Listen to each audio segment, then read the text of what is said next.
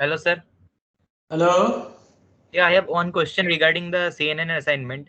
After condensing manually, do you have to write the KNN part from scratch, or I can use the library after condensing?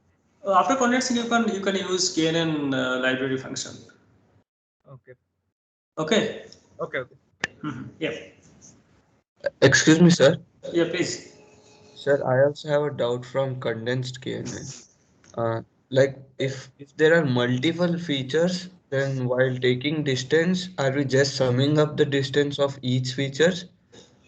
We Or use just Euclidean distance.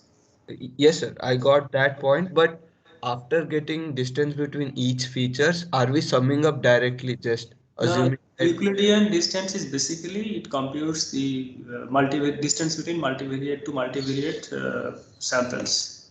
Okay, you Yes. just look at the formula and it's very straightforward. No, sir. My question was like we have to first find the difference between each features, right? When there are multiple features.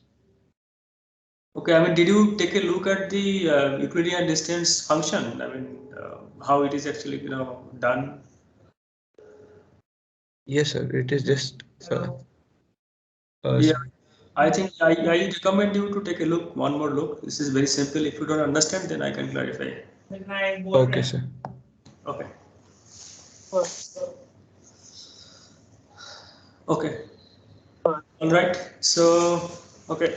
So, Sir, I have a small doubt in CNN. yeah, sure. Go ahead. Uh, so while we after we condense the tracing set, is it possible to find the equations of the boundary? Well, I think at least in condensed k nearest neighbor, it is not that straightforward. But so it depends on like what would be the nature of this boundary and so on. Now the condensed k nearest neighbor, you are not the points that you are getting after condensation is not really the boundary points. Okay, they can be elsewhere. Okay. So it is not a decision boundary kind of thing. For example, it doesn't represent the straight line which will separate two like classes and all. Okay, these are the points which can classify the other points correctly. So that is the thing. Now, whether this can be used to find out the decision boundary, nature of the decision boundary, something like that. So that is exactly the purpose of, in a sense, like support vector machine. Okay, so you basically use the support vector to figure out. But those things I think we will cover in when I talk about support vector machine. Okay. Excuse me, sir. Yeah, go ahead. Sir, regarding formation of teams, are we allowed to have a team of only 4 members? Like many teams could not find fifth members. Yeah, absolutely, yes. So lesser is not a problem, but higher than the number that I suggested is something not recommended. But lesser number is okay. All right. Thank you. Okay, I think I received some emails from some of the students. Two things. So one is about the difficulty in getting into Moodle server. I responded. I mean, I posted one message with the email ID where you can actually write an email to, and then ask him the kind of problem that you are having. Is anybody here still having problem accessing Moodle server?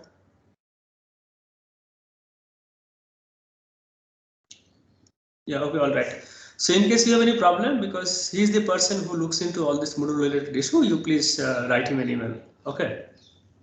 Because The we are second, yeah, so is that all right? your voice is breaking too much. Can you repeat again? We are a team of 7 students, so is that all right? You have 7 students, and what then? So is this is the number of students all right? Yeah, I think 7 is okay. So Professor Oddoy, I think suggested it's okay, no problem. Go ahead. Okay. Sir, I have a question regarding CNN. I mean, the number of elements after we perform CNN will depend on the order in which we process the Yes, data, right? yes, absolutely. Yes. It need not necessarily be unique. I mean, it depends the No, way we not process necessarily it. unique. Not necessarily unique. Yeah. Yeah, that is true. Yes. The second issue that I think from the last lab, there was some confusion whether the assignment that we gave in the lab, whether this will be graded, evaluated, and something like that, some questions about that. So what I decided is that because I have given this assignment, so I will convert that lab assignment into a formal assignment. Okay, so I will send out an email tomorrow, by end of the day tomorrow, creating another link in Moodle, and that basically assignment you have to code up and upload in the similar way that you are doing for the first assignment. Then I will give you time, so don't worry about it. So deadline will be well after the first assignment deadline, so that is not a big deal. Okay. So these are the 2 points I wanted to clarify. So yeah, if you have any other question that I can take up, or else I will like to start our session today.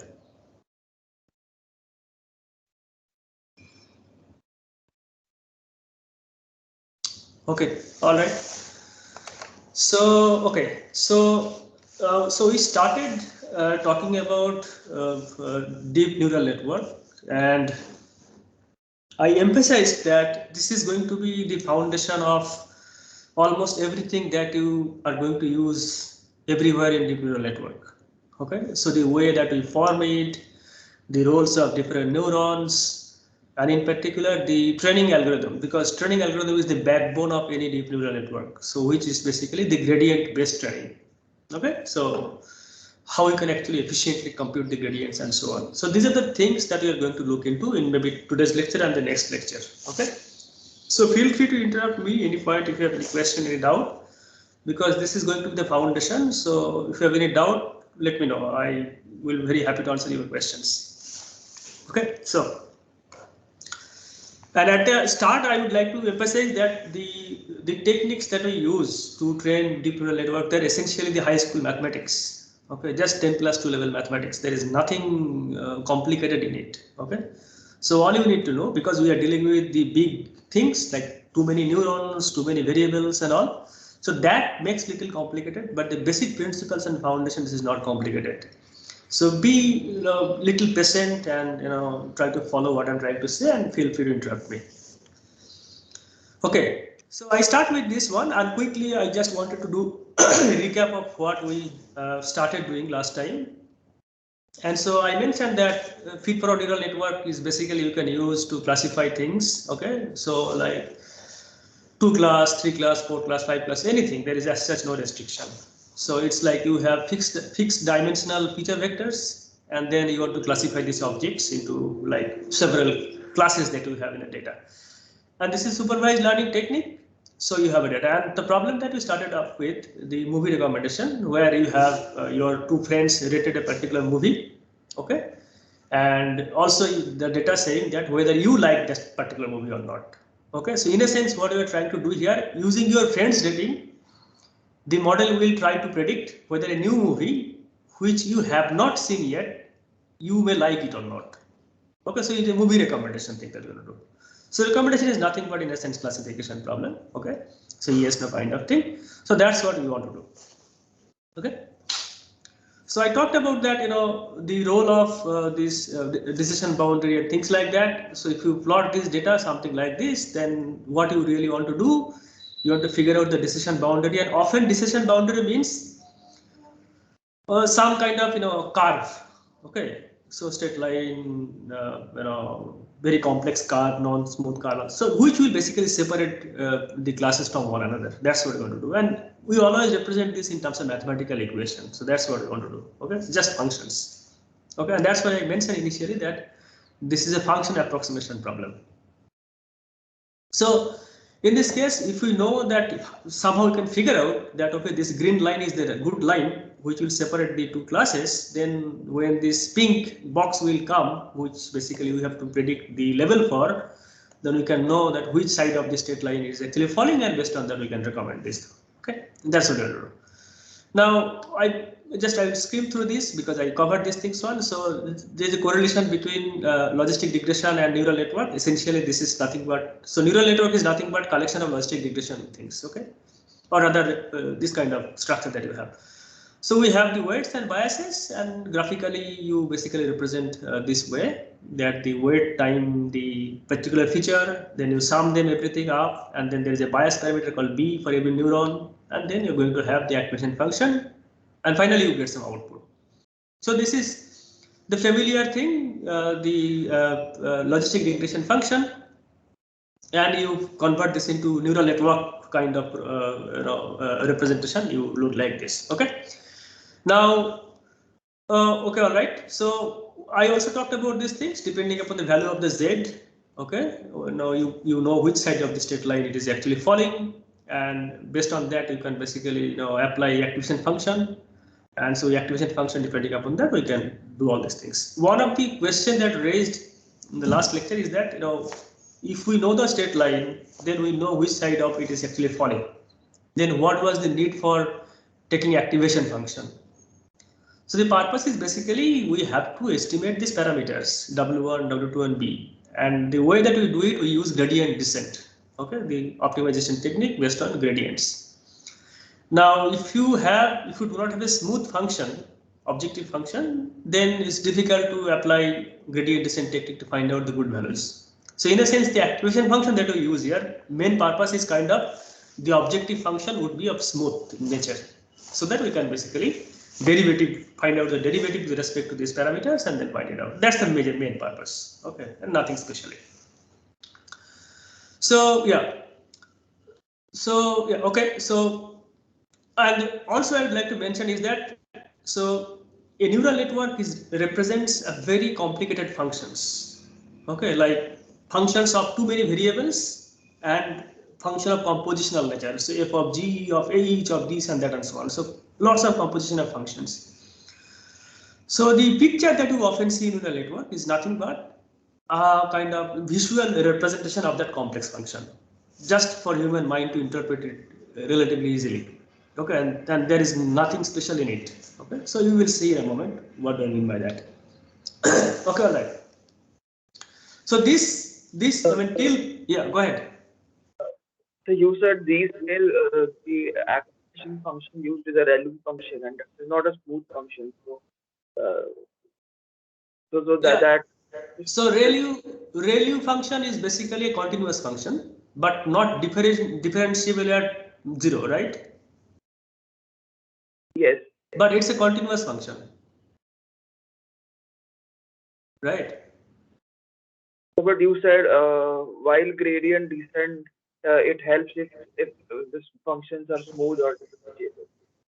Yeah, by smooth I mean, so okay, so the function has to be continuous in nature. Okay, so the ReLU function is continuous in nature. The only problem with ReLU is that the function is not differentiable only on one point, which is at 0, right? That's the only problem with this function. If you use ReLU, if you use logistic regression, not a problem, but for ReLU that one is the case.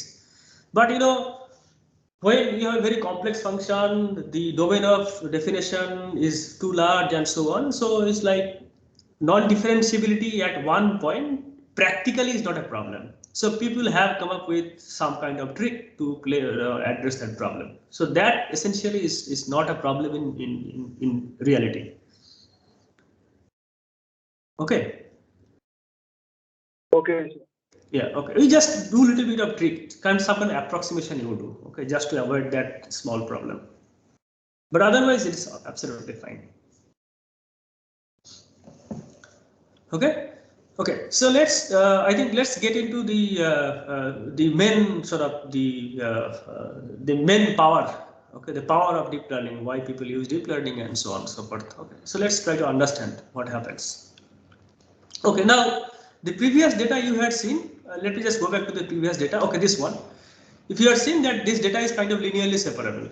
If you have two classes, then straight line linearly separate it, and then because it's linearly separable, you can use logistic regression function to kind of find this straight line and then separate it out.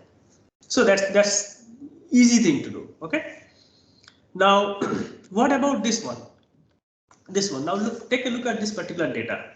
Say for example, your data is something like this. Okay. Now, you can never find a single straight line which will correctly predict this data. I mean with 100% accuracy, or when with high accuracy rather. Okay, it's difficult to do that because you cannot find a single state line to do that. Nowhere.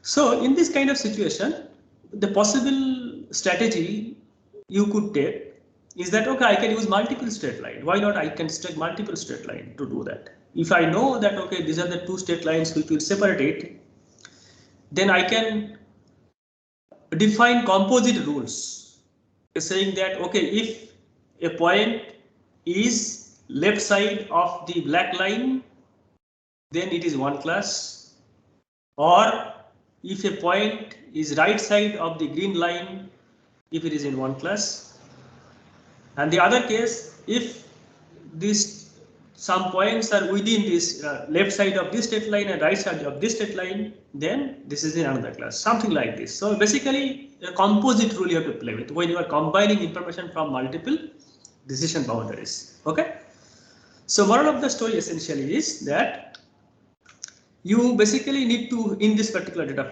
for this particular data, you need to have two straight line, minimum two straight lines. Okay, lesser than two straight line you cannot do anything in this case.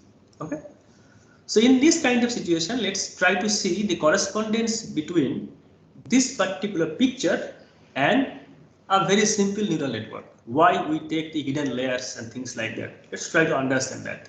Okay, so here is this picture. So most of you probably have seen this neural network pictures. So it basically has, like, some input layer where these feature values will be taken, raw original feature values will be taken. Then it has some hidden layer. Now the shaded circles in this particular picture is the hidden, basically neurons in the hidden layer. And then you also have one output layer where the neural network is predicting the output for a particular input sample.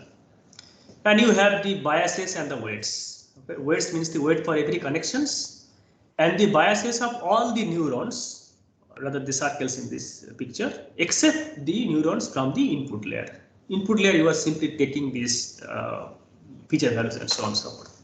Okay, so that is the little, like, very common structure of any neural network. And so the only deep thing is that you increase the number of layers. So structure remains the same more or less. Okay.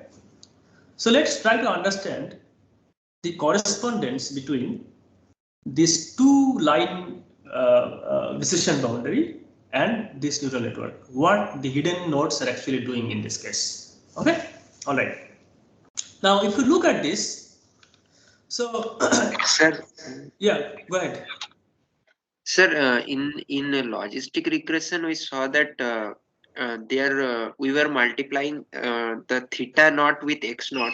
So why that is not present in case of the neural networks? Theta naught in With x naught, we were taking it as 1, and then we were multiplying. in logistic regression, theta naught.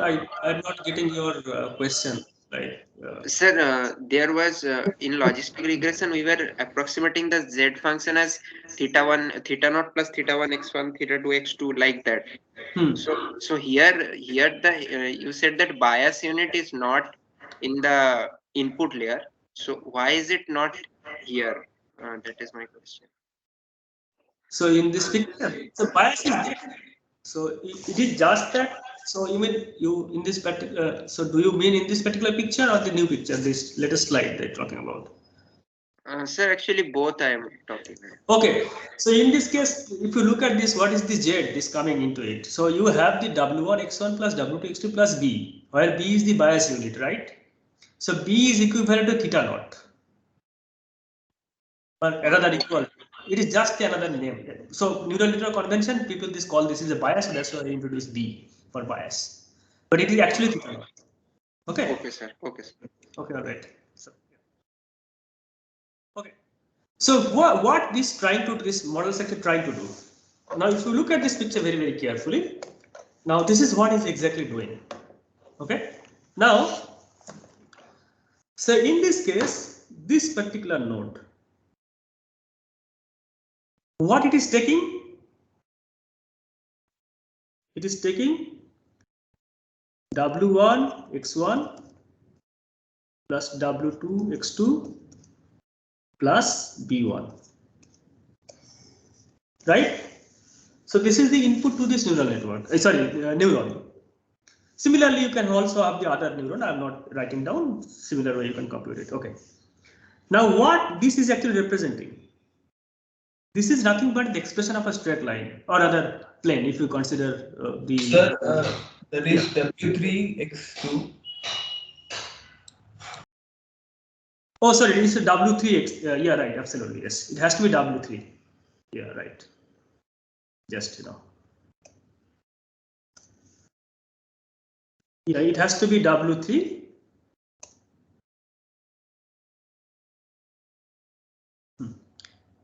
It has to be the W3x2. Yeah. W3x2 plus B1. Okay. Now, if you and similarly, you can compute this thing for this one also. I'm not getting into that, but anyway.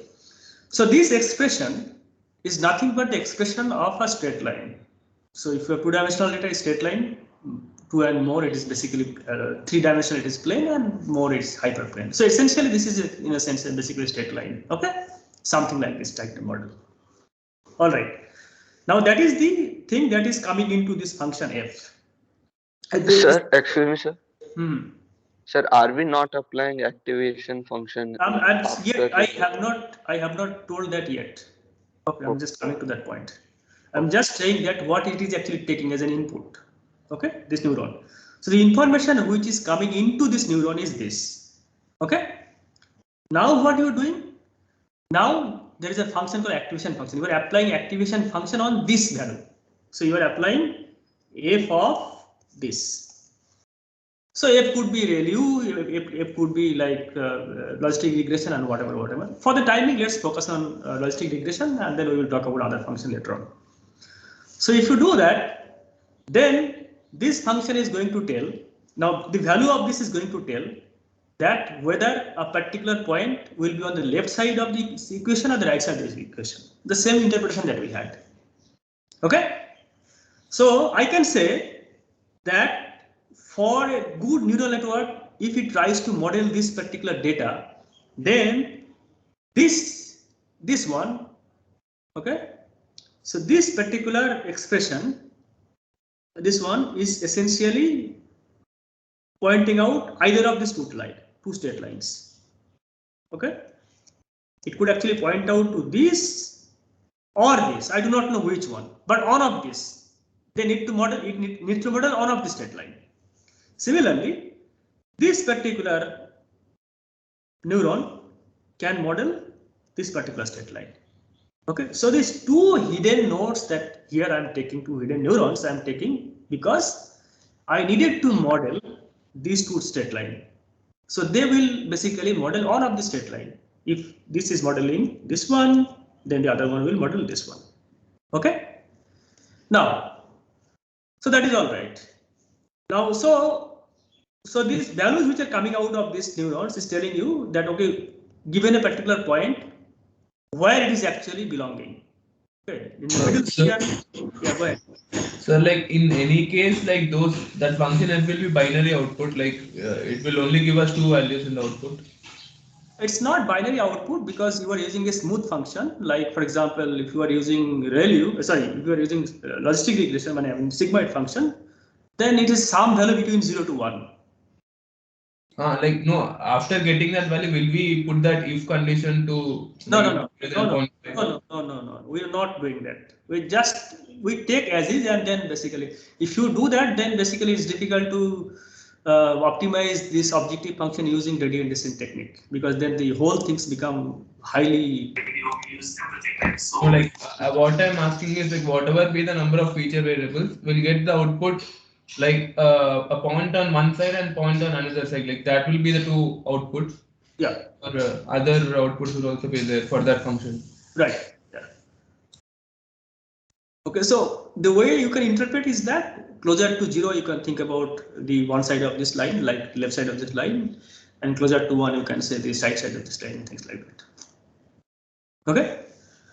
So now that it is telling you that, but ultimately you remember, think about your composite rule. So they are telling, okay, which side of this one, but ultimately in order to take the final decision, we need to basically find out the composite rule. So you need to combine the information from these two. Okay, because two conditions are there, this and this. Okay, think about the middle region. Okay, it's a basically and right condition. Right side of black line, left side of red line, and okay, this also and this also, you have or kind of rule. So if you think about the circles, red circles, then the or kind of rules will be required. So essentially, I have to combine information from these two neurons output, and that is why you have another basically one here. So you are taking the output values from these two neurons, you are again combining these things and finally produce one output. Okay, so that is the kind of the important role these hidden neurons, the neurons in the hidden layers, are actually playing. So basically, yeah, that was the direction. Okay, anyway, so what's the moral of the story? So moral of the story is that the hidden nodes, why we need the hidden nodes? Hidden nodes basically help make decision in complex cases. And here complex case means when the decision boundaries or the rules are very complex, not very simple. Okay, so basically you have to probably take too many straight lines or very non-smooth lines and things like that. Okay, all right. Now in classification, typically what we by complex case means the highly nonlinear decision boundary that separates the two classes. Okay, and so more hidden layers, that's the general convention in deep neural network, that more hidden layers you take, okay, more complex decision boundary you can model. That's the general belief, because as you increase in the hidden layers, you are going to kind of take the composition of functions, and so you can have lots of complicated things that you can model. But there are of course downside of everything. If you take too many hidden layers, there are other counter problems about the generalization and things like that, which we will discuss later on in the advanced section. Okay. All right. So now, okay, so that was the kind of the kind of motivation. But I must honestly tell you is that given the nature of the modern deep network, where there are like hundreds of layers, millions of like neurons in every layers and so on and so forth. Now, how ultimately those things in reality work? Okay, I mean very precisely that nobody knows. Not even the deep learning's inventors also know. People still are trying to figure out what exactly happens. But this is the initial motivation for which deep neural network actually got started. Okay, but we're still struggling to come up with the whole picture. Why this particular thing, complex thing, actually work in a scenario like for the images, for the videos, for text, and so on and so forth. Still, there are some work people actually doing. So that's what I want to tell you. That it's not that we understood everything. Okay. All right. So let us try. Yeah, go ahead. I have a question. Sir, Yeah, can sure. we move to the previous slide? Previous slide. Yeah, sure. Yeah. Sir, here when we are calculating the output at a hidden node, that is W1 x1 plus W3 x2 plus B1, then we are applying the sigmoid function and then taking the weighted average for the output node, or we are yes. No, you are so if you look at this expression, that the way I have written down, so this f of this, okay, so first you compute W1 x1 plus W3 x2 plus B1, okay, so that is one, that is something that a neuron is taking as an input, and then you are applying the activation function f. So if you apply sigmoid, so here the sigmoid, so sigmoid over this value. Okay, so the output, the f at the output node is different.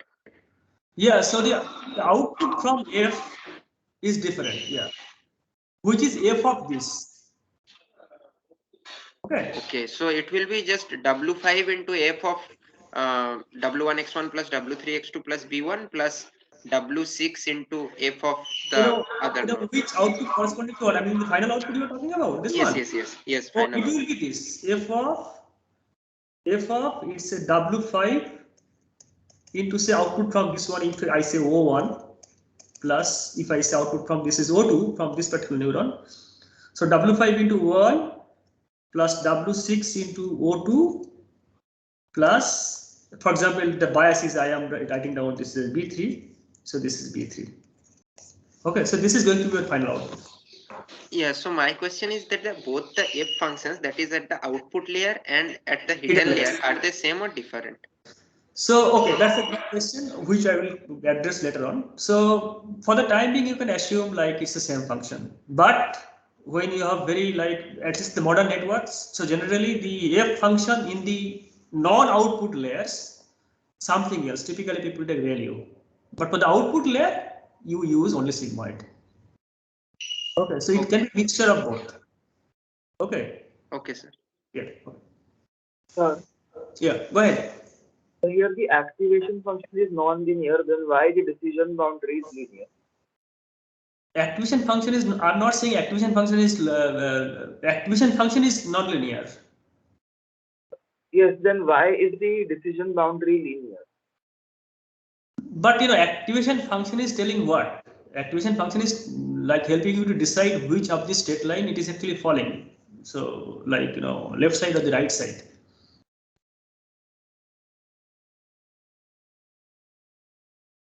Okay, it is just helping you to decide that on that. I didn't understand. Can you repeat your question? Like my question is, if the activation function is non-linear, why the decision boundary is linear? Why decision boundary is? Linear. I am not saying decision boundary is linear. In this case, it is absolutely not. Decision boundary is not linear. So it's basically a collection of linear functions, right? In this case, your decision boundary is what? It's a two-state line. You cannot say this is a linear decision boundary. Yes, yes. I mean, it shouldn't be a straight line. Like it should be curved because the activation. That is what my question. I could not hear you clearly. The last part I could not hear you clearly. There is a voice breakdown. I mean, the part of the decision boundary is a straight line. So why is it a straight line when the activation is non-linear? Activation what? Activation function. Huh? If that is non-linear, then why do we have straight lines in the decision boundary? Why do we have straight line as a decision function? Yes, it should be some curve, right? Because we have non-linear. Okay. I think I can tell you. Okay. So see, every curve, any curve that you take, any curve that you know, some smooth curve, okay, of course not continuous curve, can be represented as a collection of straight line. So you agree or disagree on that point? Yes. Yeah, because you can basically draw straight line at every tangents, right? Basically tangents at every point. Okay? Yes. That you do. Okay. Now the question is, so if basically we simplify on that, then every curve can be represented as a collection of straight lines. So as a result, you can actually use a neural network, even say single hidden layer neural network, to represent any kind of curve. Yes. Right? So there is no problem on that. Like you can actually do that. Now, I think your question is that why we need to do all these neural network things here, right? Okay. So like in this way, we can simply take a non-linear function directly, right? That's what I think you are suggesting. No, my question is, like you have shown in the figure that there are two straight lines forming the decision boundary. Right. But why they are straight lines if the activation function is non-linear? Shouldn't they be some kind of curve? Yeah, you could take it, but then see the difficulty is that when you are going to take the curve, okay, now who will tell you that what should be the nature of this curve? How do you know that? Somebody has to tell you, right? Curve means degree polynomial or degree sum like higher than 1. Okay. So who is going to tell you that what should be the curve? And because straight line is the lowest component, you know what's the structure of it. You don't have to fix anything else. And we know that from straight lines we can get into everything else. So that's basically simplifying the complexity of this model. Okay, sir. Okay, yeah, okay. Otherwise, somebody has to tell you, okay, so this should be my car. Now, that's a difficult thing to figure out. And that is why we do neural network to figure those out automatically from this data. Okay. All right. So yeah, so let's get into the structure of deep neural network. So that's a little bit of motivation. Structure as a practitioner, what are the things you have to keep in mind, what you need to do, and things like this. A typical structure of deep neural network. Okay. So quickly, you know this probably. So you have this called architectural thing. So like you have one input layer, okay, one or more hidden layers, okay, and every hidden layer will have some number of neurons. So they will be doing all this trick that you have seen before, and there must be one output layer where it is telling that okay, for this sample, this is the actual level, this is the predicted level, and things like this. Okay, so that's the picture that probably you have seen. Now, first, the input layer. So what is the input layer? So input layer is nothing but a set of nodes or neurons. I mean, I interchangeably use nodes and neurons. So that is where the network is going to take the feature values of the sample. Okay. Say for example, think about this recommendation data set. You had only two features. Okay. So if you want to build a neural network for that problem, so number of neurons in the input layer will be 2. Okay, that's pretty straightforward. Okay, given a problem, this is deterministic. Number 2 is the number of this about hidden layers. Now there are two things. One is the number of hidden layers, and then the second thing is basically number of neurons in every hidden layers. So the thing is that for a neural network, you need to have at least one hidden layer, and then nobody knows what's the right amount of neurons in every layer, what's the right number of hidden layers, and so on and so forth. This is all are experimental. Given a data set, you have to do some kind of experiment to figure out this one. Okay, so that's a kind of open thing. Point number 2. And point number 3. Oh, sorry. Point number 2 was point number 2 was about output layer. Okay, so output layer is also like fixed, because given the number of classes in your data, you can take that many output, basically neurons in it. So that's kind of fixed. But the point number 3, which I just mentioned before, so that's the main trick here, like how many hidden layers you want to take, how many neurons you want to take in every hidden layer, and things like this. That is kind of up to the designer to figure this out from this data. You have to do some kind of trial and error to figure that out. Okay, so these are more or less the basic things, the structural kind of components of a deep neural network. Okay. Sir. Yeah, go ahead. Sir, could you repeat the first point again? First point. Yes, sir. Yeah, sure. Go ahead. I wanted to repeat. Yeah, you wanted to? I wanted to repeat the point, sir. Okay, first point is basically about the question is what would be the number of neurons in the input layer? Okay, that was the question. So the answer of this will be the number of features in your data. Okay, or the dimension of the data. Okay, sir. Okay, that's it. Yeah. Okay, any other question?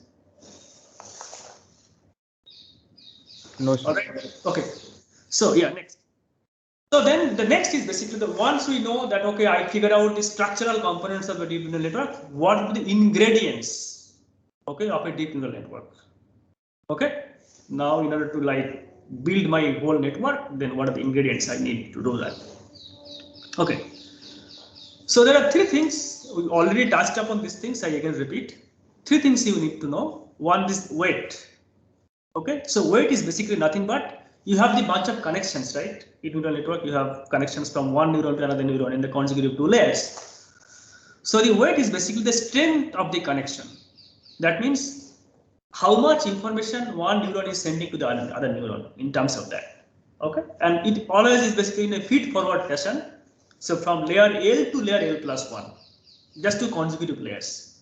Okay, and nothing more. But newer networks also have the skip connections. So I will touch upon that when I will talk about the advanced things later on. But the first like this, the main deep neural networks didn't have that kind of thing. So it's just consecutive connection that you have. Okay.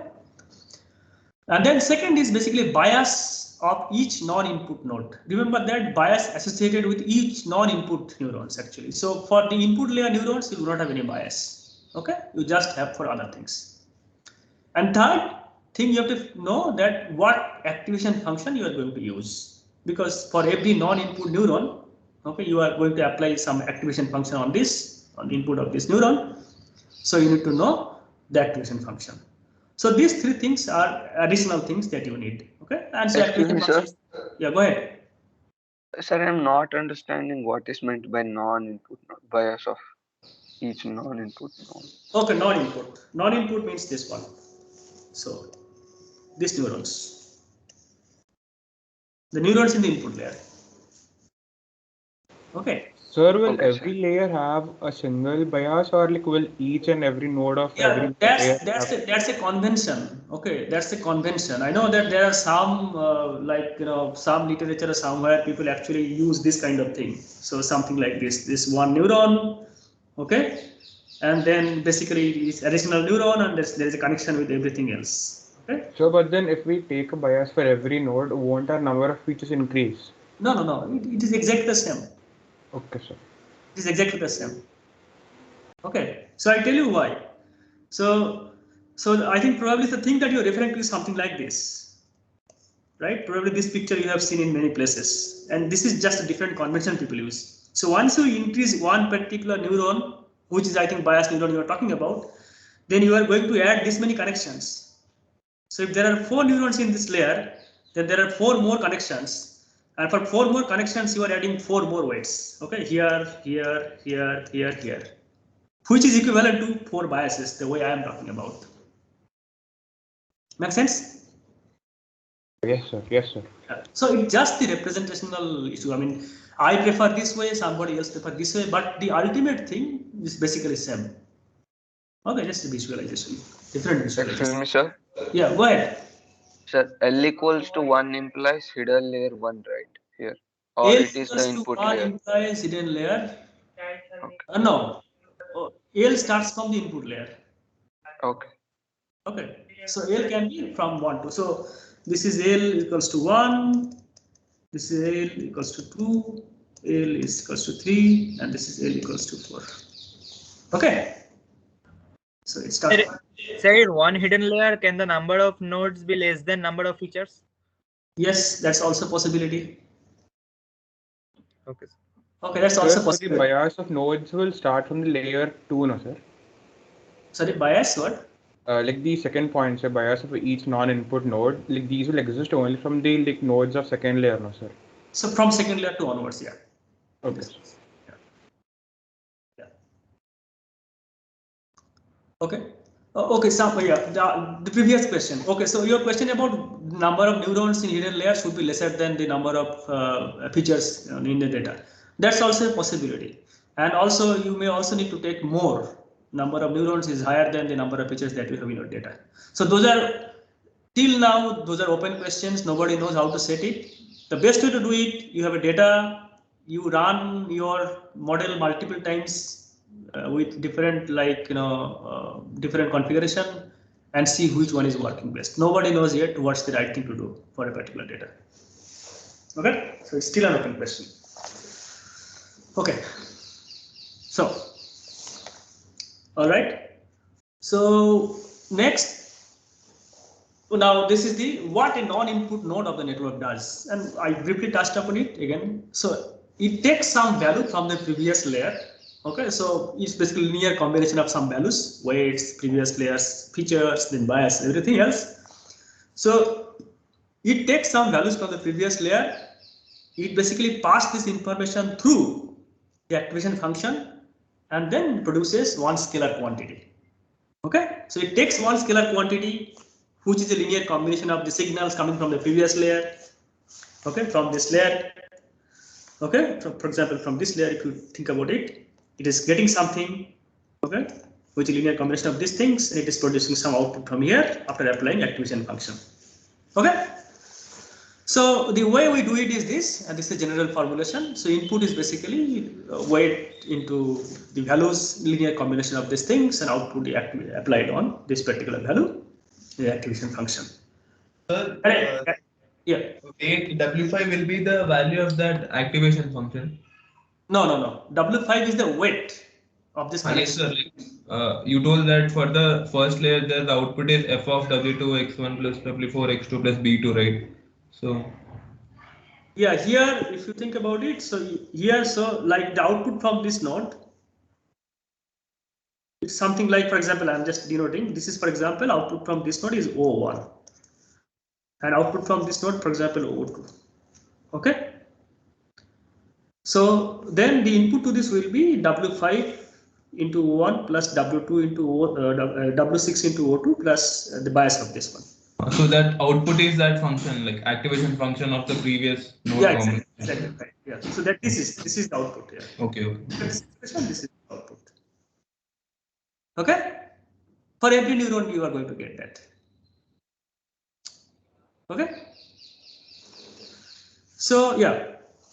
So that is the way you are going to compute and basically do this thing. So given a particular data, say a sample with features. So first you basically apply this rule, you compute the things in this layer.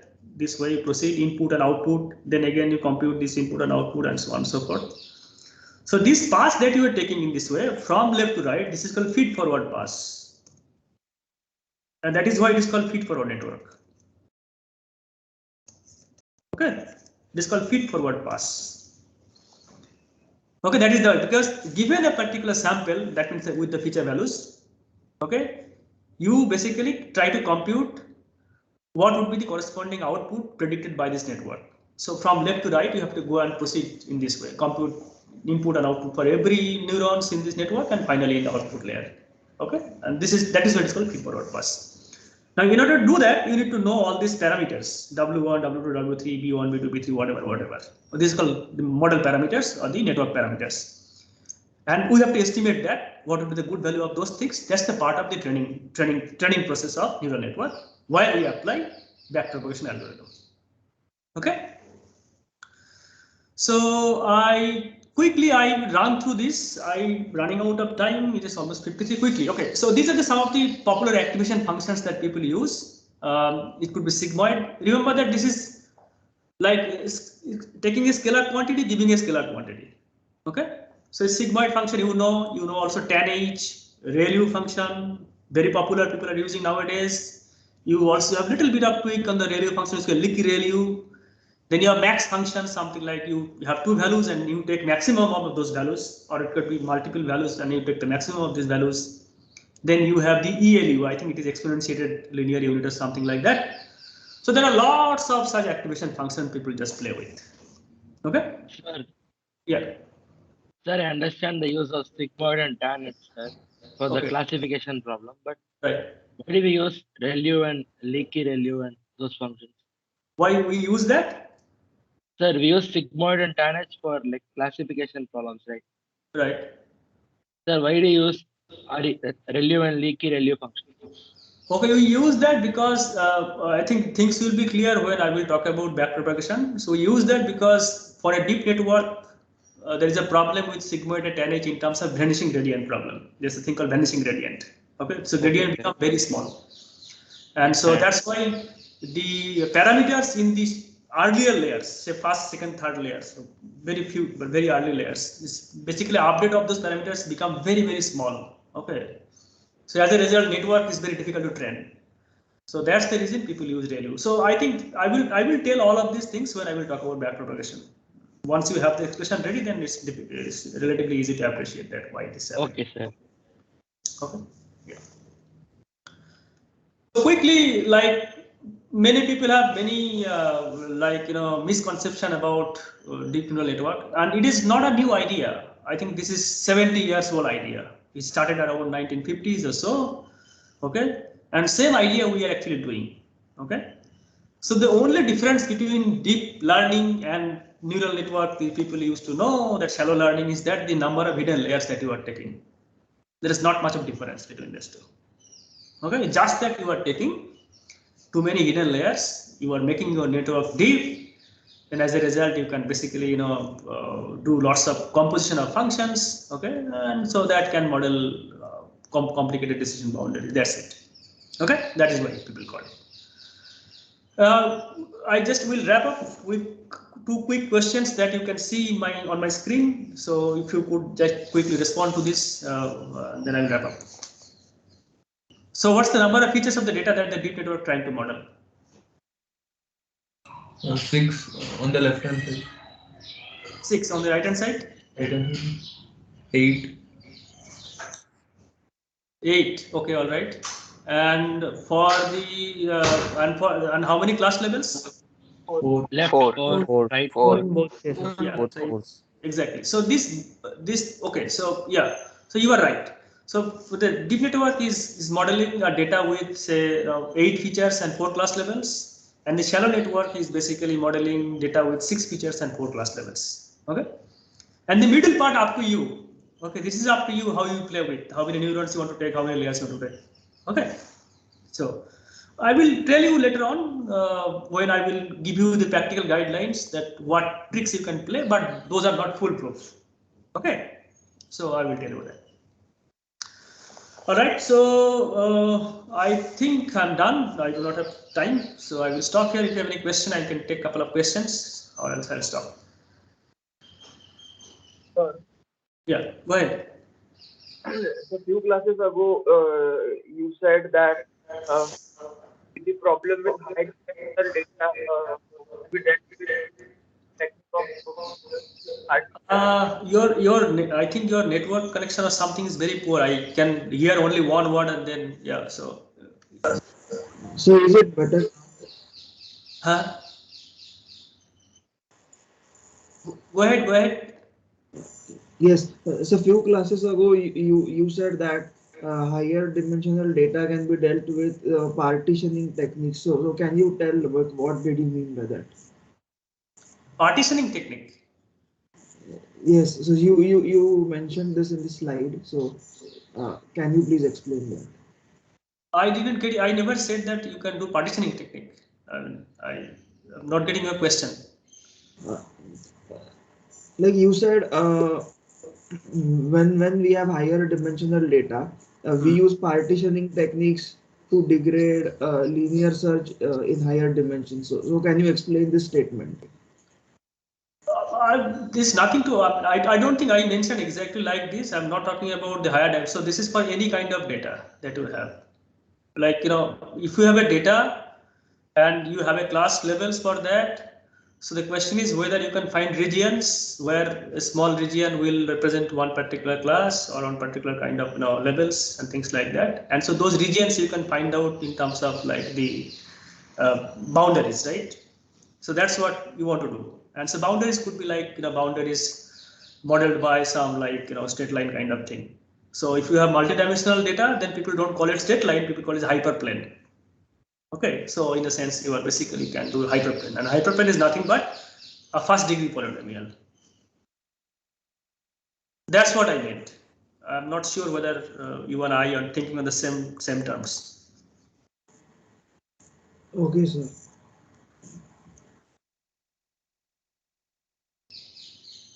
Okay. All right. Any other question?